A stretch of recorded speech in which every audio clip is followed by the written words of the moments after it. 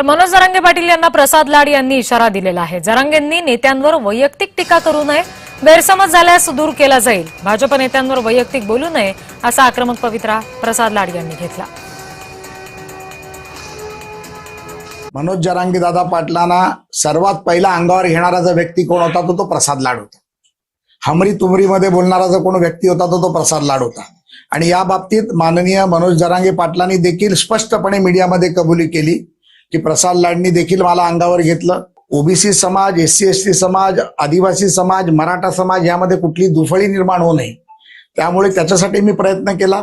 आणि आज जरांगे दादा पाटलांच्या ते लक्षात आल्यानंतर मागच्या 2-2.5 महिन्यापासून त्यांनी माननीय देवेंद्रजींबद्दलची भूमिका बदलली, त्यांनी कोणाबद्दलही वैयक्तिक टीका करणं बंद केलं।